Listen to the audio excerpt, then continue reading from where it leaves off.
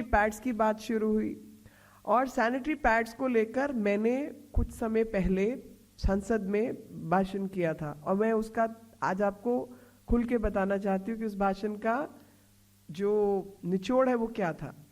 वो ये था कि जब 28% जीएसटी में सैनिटरी पैड्स आए तो लोगों ने हल्ला मचा दिया कि महिलाओं की सबसे आवश्यक चीज के ऊपर आप 28% कैसे लगा सकते हैं। तो मैंने कहा भाई, जो अर्थव्यवस्था को समझते हैं, जो पर्यावरण को समझते हैं, जो विज्ञान को समझते हैं, वो ये बात नहीं करें।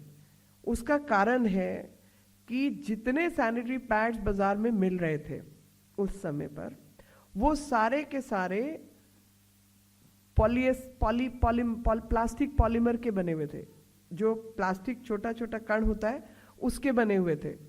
और जब प्लास्टिक पॉलीमर को आप इस्तेमाल करते हैं तो वो प्लास्टिक पॉलीमर कभी कंपोस्टेबल नहीं होता और उसकी वजह से आप वातावरण के ऊपर, एनवायरनमेंट के ऊपर बहुत जबरदस्त बोझ डाल रहे हैं।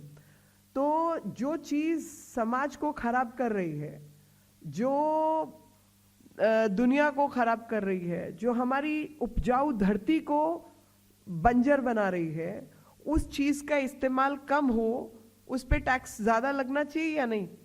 और उसके मैनेजमेंट में हमको ज्यादा ताकत लगानी पड़े कि उसको मैनेज कैसे करेंगे, क्योंकि पाइप में फंसेगा तो आपको पता है ड्रेनेज की क्या प्रॉब्लम होती है। जब नाली रुक जाती है तो सड़कें भर जाती हैं और घर के टॉयलेट्स भर जाते हैं और होटल के टॉयलेट्स खराब हो जाते हैं।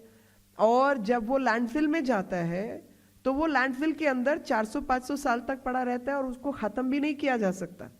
और वो अगर खत्म होता भी है, छोटा और छोटा कण बनता है, तो वो धरती की उर्वरक शक्ति, उपजाऊ शक्ति, क्षमता को खत्म करता है।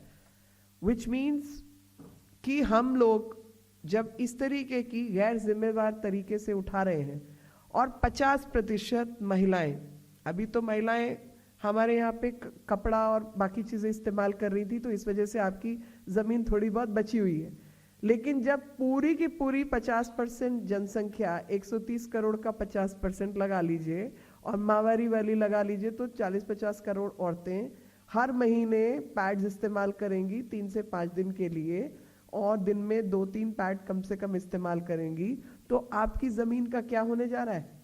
और वो जमीन कभी भी रिजुविनेट नहीं कर सकते। तो जो सॉइल की प्रॉब्लम है, सेफ सॉइल एक मूवमेंट चला है, वो सेफ सॉइल मूवमेंट भी इसी से जुड़ा हुआ है।